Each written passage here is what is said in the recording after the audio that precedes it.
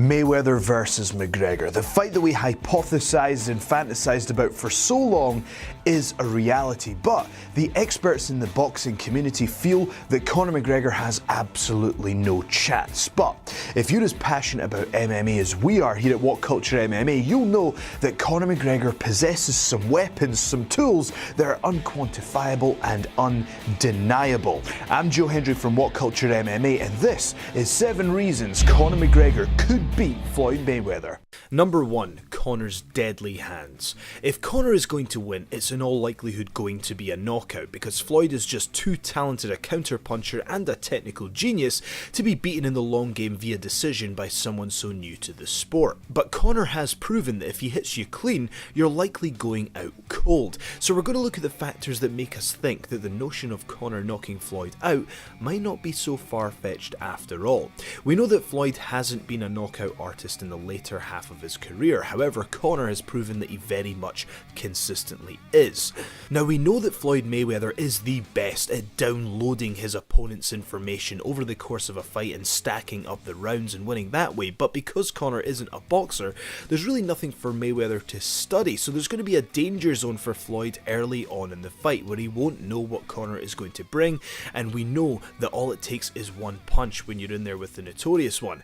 Because Floyd isn't known as a knockout artist, the Irishman can afford to take those crazy risks that we know he likes to take and try to land that one stray knockout punch. Number 2. Conor is in his physical prime. So if we look at age as a factor, Conor's 29 years old, whereas Floyd is 40. Simply put, this means that with no disrespect to Floyd, that he is past his physical prime, whereas Conor is very much in his prime. And let's not forget about Mayweather's multiple hand surgeries and reconstructions which have plagued the latter part of his career. As well as wear and tear, age will also have a profound effect on cardio, punching power, ability to absorb damage, and the ability to recover from training. Mayweather even said that I'm not the same fighter I was 21 years ago, I'm not the same fighter I was 10 years ago, I'm not even the same fighter I was 2 years ago, and even alluded to the fact that he needed to take more time off to let his body rejuvenate from the tough training sessions. Floyd also said, I want to make sure that my body is as close to 100% as possible, so I've been letting my body do a lot of resting. I've been doing a lot of resting this training camp, whereas other training camps I really wasn't resting as much. Is this a sign of age being a factor? Next in the physical attributes, it's size. First of all, Conor has an advantage on paper in all physical attributes, including a 2-inch reach advantage at 74 inches to Mayweather's 72, and a 2-inch height advantage standing at 5'9" to Mayweather's 5'7" frame. Also, with the fight taking place at 154 pounds, although this isn't uncharted territory for Mayweather, it is more of a natural weight for the notorious one, who hasn't been in the 145 pound division since he upset José Aldo at the tail end of 2013. The 154 pound mark is just 1 pound shy of the weight that Conor handily dethroned Eddie Alvarez in his last amazing performance, and should be a comfortable weight cut for Conor McGregor. Up next is motivation. Conor is fighting for the reasons of ambition. Although this fight, according to him, is going to quadruple his net worth, Coach Kavanagh assures us that this is not what motivates Conor, and we do have evidence that this is the case in the past. Conor has often deviated away from the path of least resistance several times in their pursuit of pure greatness. One example being that he demanded the Nate Diaz rematch took place at 170 pounds, which put Conor at a serious disadvantage, but he took this more difficult option to prove his greatness, whereas the pure business decision would have arguably have been to relocate the bout to 155 pounds where he's more comfortable.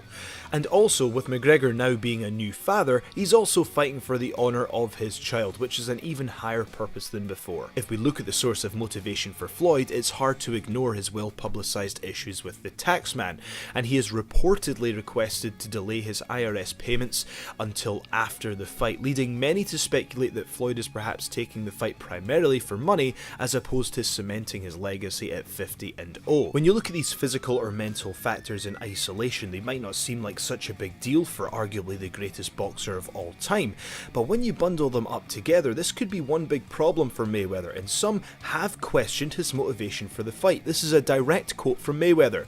Today we had a meeting and I can't push my body. It's grueling, training camp is grueling, and I can't do it anymore. It's rough. Training camp is rough, and I'm going to the gym working hard, and it's rough. This has to be my last one. Now we know that Mayweather has been known to build up his opponents to sell the fight, so this could be him deliberately underselling himself to add hype to the fight, or perhaps it could be an indication that Floyd doesn't have the motivation that he once had. Up next, it's preparation.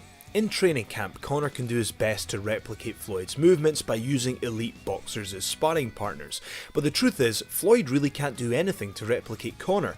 Why? Because Conor has never had a pure boxing fight. And not only this, despite regularly switching stances, the notorious one is primarily a southpaw, who have been problematic for Mayweather in the past. Speaking of sparring partners, former world champion and announcer for Showtime, Paulie Malignaggi, who was initially a pessimist of the fight, has joined McGregor's camp and after an 8-round sparring session, had some interesting findings. Whilst he did say that Conor needed to develop a few more weapons, he did concede that he's got a game plan behind it and there's a method to the madness. Up next, it's momentum. We can say all we want that the press conference tour won't have an impact on the fight itself, but I think we've seen enough of Conor's career to know that these things do matter. The debate is, how much do they matter? Although it's down to individual perception, the overall consensus is that the notorious one was victorious overall in the press conference tour, despite a strong opening from Mayweather. We say they're just press events, but we saw from the Aldo fight that the battle began way before they ever stepped foot in the cage, and after months of effectively bullying him on the world tour, many feel that the Aldo that we saw in the cage had a fraction of the ability that we usually saw from the champion José Aldo. And Conor's ability to wage psychological warfare is second to none. With the momentum arguably in his pocket from the press tour, who knows how much his confidence has grown going into the fight as a result. And finally, it's time to talk about that intangible quality that makes Conor Conor, the X Factor. And what we mean when we say that is it's the mental edge, but on a whole new level. Conor seems to possess a self-confidence that is almost like a superpower when it comes to carving his own destiny. And if Conor McGregor is the Neo to our Matrix, then analyst Robin Black is MMA's Oracle, and he has been searching for the reason for Conor's superhuman powers. Black is studying and looking to fill in the gaps as to why Conor is able to overcome seemingly unsurmountable challenges whilst making it look easy. And he believes after scientific study that spontaneous interpersonal synchronization is at play. Now, sorry, we're going deep down a rabbit hole here, but allow me to explain.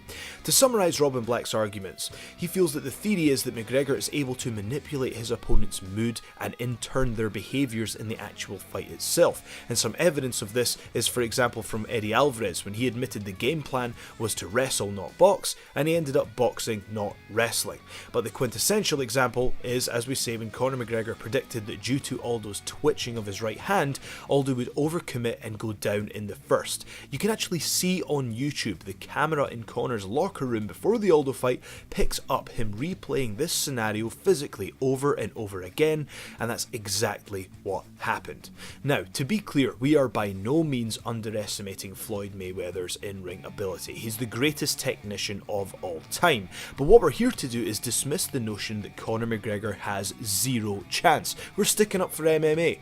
The question is, with all of the information that we've mentioned at play, can Conor draw Mayweather into his game and land that one perfect era-defining punch?